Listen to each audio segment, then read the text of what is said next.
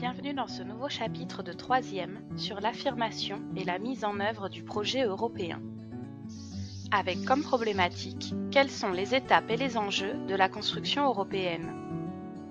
Grand 1. Aux origines de la construction européenne. Après la Seconde Guerre mondiale, l'idée de la construction européenne s'impose. L'Europe sort épuisée du conflit. Afin de faciliter leur reconstruction, de favoriser la paix et la prospérité, mais aussi de faire face au communisme soviétique, les États de l'Europe de l'Ouest souhaitent s'unir. En 1951, une première étape est franchie avec la signature du traité de Paris, qui crée la Communauté européenne du charbon et de l'acier, CECA, à l'initiative des Français Jean Monnet et Robert Schuman. La CECA permet de placer sous une autorité commune les productions de 6 États européens. C'est le point de départ de la construction européenne. Cette étape est importante car elle facilite la réconciliation entre la France et l'Allemagne et le projet européen en associant étroitement la France, la République fédérale d'Allemagne, ainsi que l'Italie, la Belgique, les Pays-Bas et le Luxembourg.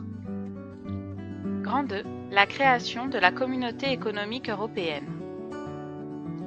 La signature des traités de Rome en mars 1957 par les 6 pays de la CECA fonde la Communauté économique européenne, CEE. La CEE repose sur une zone de libre-échange dans le cadre d'un marché commun et sur la libre circulation des capitaux, des marchandises et des personnes, par les accords de Schengen signés en 1985 mais mis en place seulement en 1995. Des politiques communes dans différents domaines sont également mises en place, comme Euratom pour l'énergie atomique, la PAC pour l'agriculture ou les échanges culturels et scolaires grâce au programme Erasmus en 1987. Entre 1957 et 1992, la CEE, devenue une puissance économique et commerciale, connaît des élargissements successifs. Le Royaume-Uni, l'Irlande et le Danemark en 1972, puis la Grèce, l'Espagne et le Portugal en 1986. Pour fonctionner, la CEE se dote d'institutions représentatives, comme le Parlement, localisé à Strasbourg, qui est élu au suffrage universel à partir de 1979, ou le Conseil européen des chefs d'État et de gouvernement, qui siège à Bruxelles. Grand 3. L'Union européenne et ses défis. Avec la fin de la guerre froide en 1991, la construction européenne connaît une nouvelle étape. Le traité de Maastricht, en 1992, favorise l'approfondissement de la CEE, qui devient l'Union européenne, et étend son action à de nouveaux domaines comme l'éducation, l'environnement, la culture, la politique étrangère, la sécurité, avec le PESC, ou la justice. Une citoyenneté européenne est alors créée pour tous les citoyens des pays membres de l'Union européenne.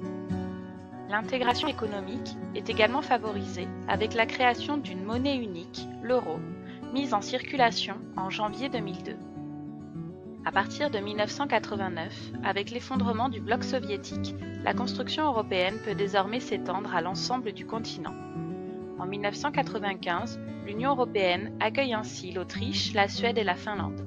Puis entre 2004 et 2013, 13 nouveaux États, majoritairement d'anciens pays communistes, intègrent l'Union européenne, avec la Croatie en 2013 comme dernier État à rejoindre l'UE. Passée de 12 États membres en 1995 à 28 aujourd'hui, l'Union européenne n'en connaît pas moins de réelles difficultés dans les années 2000. Aux difficultés économiques et sociales s'ajoutent les critiques vis-à-vis de la construction européenne. Jusqu'où l'UE peut-elle s'étendre? Comment concilier élargissement et approfondissement de l'Union européenne? Faut-il intégrer des États aux libertés limitées comme la Turquie? L'UE a encore du mal à s'imposer comme une puissance sur la scène diplomatique. Elle se heurte en effet à de nombreuses divisions internes et à des résistances, notamment de la part de ceux qui y voient une menace pour leur indépendance nationale. Le Royaume-Uni reste ainsi à l'écart de l'euro et de l'espace Schengen. Les opinions publiques manifestent une méfiance grandissante envers l'Union européenne, appelée euroscepticisme. C'est pourquoi le traité de Lisbonne en 2007 réforme les institutions pour faciliter la prise de décision dans l'UE et de se rapprocher des citoyens. Cependant, la crise financière dans la zone euro en 2008 a grandement fragilisé l'UE avec la question du maintien de la Grèce dans l'Union. De plus, la situation au Proche-Orient, le terrorisme et la crise migratoire inquiètent les citoyens européens. En juin 2016, les électeurs du Royaume-Uni ont ainsi choisi par référendum de quitter l'Union européenne. C'est ce que l'on a appelé le Brexit.